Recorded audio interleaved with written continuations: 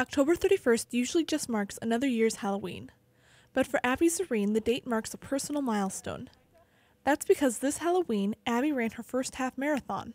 Abby first heard about the race earlier this fall when one of her running partners mentioned it. I was very skeptical at first and just thought it was one of those crazy proposals you always make when you're with your friends that never happen. Such a suggestion seemed physically impossible.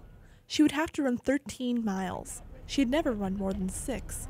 We found a race through another friend actually and kind of looked at the training schedule. It looked really doable and we all just were like, we'll do it. Let's do it. The girls ran 4 times a week, slowly increasing their endurance. But greater distances required greater amounts of time. One of the things I was thinking about towards the beginning was, gee whiz, how am I going to have time for this? But between school, work, and friends, Abby didn't have a lot of time. She had to purposely schedule her runs. I kind of have a little planner that kind of shows the hours of the day, and I just would block out, you know, the time when it's like, this is when we are going running.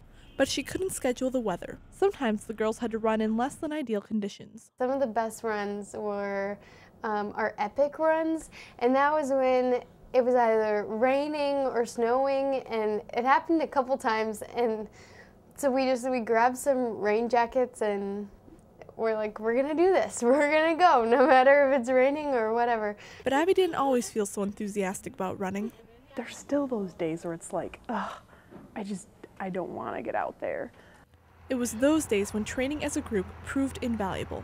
Her partners held her accountable.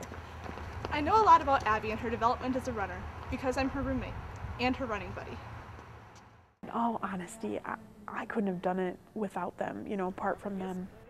Together, the girls completed their training. Finally, the day of the race came.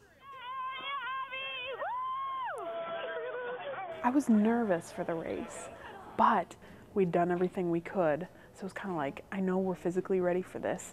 Well, there was a point, maybe around like mile 9 or 10, that was a little bit difficult. Where it was like, oh, I'm tired and would really like to stop. But that was the point that we had kind of an energy gel, took that, and the blood sugar went up and we felt much better. The girls ran the last 4 miles to the finish line, where friends and family were waiting.